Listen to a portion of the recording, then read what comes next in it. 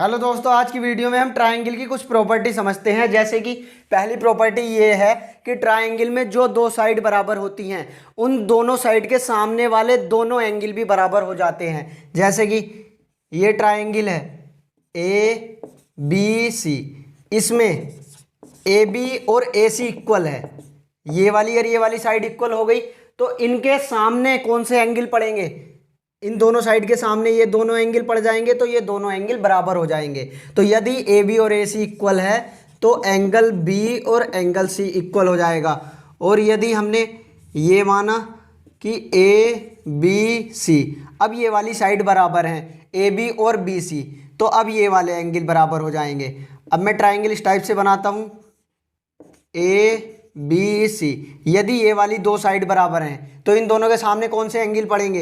एक ये पड़ेगा और एक ये पड़ेगा, तो ये आपस में इक्वल हो जाएंगे। तो पहली प्रॉपर्टी यही थी। अब दूसरी प्रॉपर्टी समझते हैं। दूसरी प्रॉपर्टी में इसका इन्वर्जन कर दो, इस प्रॉपर्टी को उल्टा करके बोल दो कि यदि ट्रायंगल में कोई दो एंगल बराबर हैं तो उन दोनों एंगल के सामने वाली दोनों साइड बराबर हो जाती हैं। जैसे कि यहाँ पे ये एंगल बराबर हैं कि if angle B is equal to angle C, तो फिर ये वाली साइड इक्वल हो जाएंगी।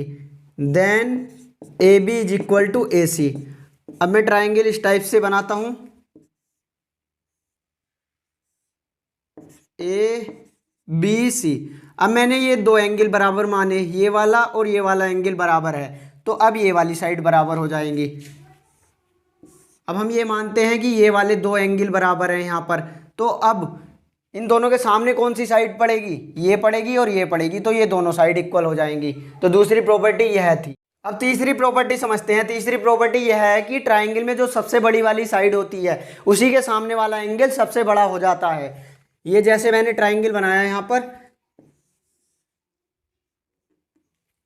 A B C. अब आप देखो सबसे बड़ी साइड यहाँ पर ए सी है, ए सी से छोटी बी सी है और सबसे छोटी ए बी है। तो सबसे बड़ी साइड इस ट्राइंगल में ए सी हुई, तो इसी साइड के सामने वाला एंगल सबसे बड़ा एंगल हो जाएगा।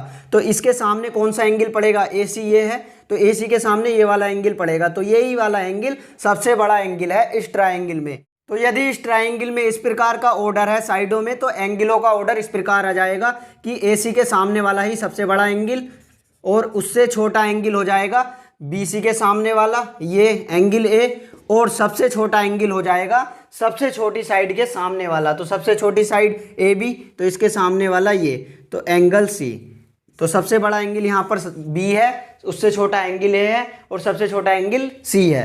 अब फोर्थ प्रॉपर्टी देख लेते हैं। फोर्थ प्रॉपर्टी इसी थर्ड प्रॉपर्टी का इन्वर्जन है। अब ये बोल दो कि ट्राइंगल में जो सबसे बड़ा एंगल होगा उस सबसे बड़े वाले एंगल के सामने वाली साइड ही सबसे बड़ी हो जाएगी। तो सबसे बड़ा एंगल यहाँ पर ये वाला एंगल है बी, तो सबसे बड़ा एंगल यहाँ पर है बी, और उससे छोटा है यहाँ पर एंगल ए और सबसे छोटा है एंगल सी। तो यदि ट्राइंगल में इस प्रकार का ऑर्डर है एंगलों में, तो फिर साइडों का ऑर्डर हो जाएगा कि जो सबसे बड़ा वाला एंगल है उसी के सामने वाली साइड सबसे बड़ी हो जाएगी। तो सबसे बड़ा एंगल यहाँ पर है, तो इसके सामने साइड होगी ए सी, तो ए सी सबसे बड़ी हो जाएगी, उससे छोटी हो जाएगी बी सी और सबसे छोटी हो जाएगी ए बी।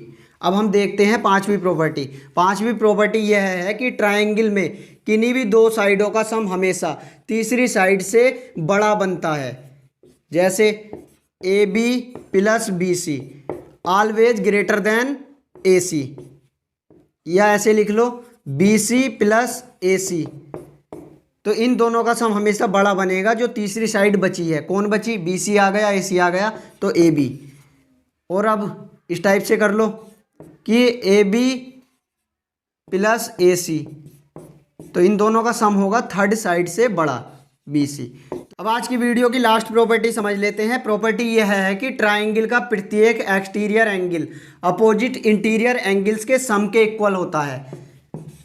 अब जैसे ये वाले एंगल हुए, तो ये तीनों ही एंगल ट्राइंगल के अंदर हैं, इसलिए इन्हें इंटीरियर एंगल बोला जाएगा। अब मैं साइडों को एक्सटेंड कर देता हूँ। इधर ये मैंने साइड बढ़ा दी और इधर इसे बढ़ा दिया और यहाँ पे ये बढ़ा दी, तो ये वाला एंगल और ये वाला एंगल और ये वाला एंगल, तो ये तीनों ही एंगल ट्राइंगल के बाहर हैं, इसलिए ये तीनों एक्सटीरियर एंगल कहलाए जाएंगे। तो 1 2 3, तो प्रॉपर्टी यही है कि प्रत्येक एक्सटीरियर एंगल इक्वल होगा अपोजिट इंटीरियर एंगल के सम के इक्वल।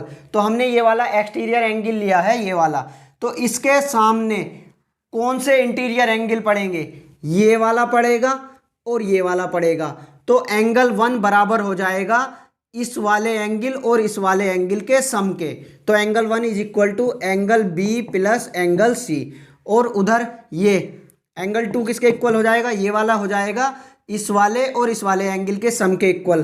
तो angle A plus angle C, और एंगल 3 ये वाला एंगल बराबर हो जाएगा इस वाले और इस वाले एंगल के सम के। तो angle 3 is equal to angle A plus के एंगल बी। तो यही प्रॉपर्टी थी कि प्रत्येक एक्सटीरियर एंगल इक्वल होता है अपोजिट इंटीरियर एंगल के सम के।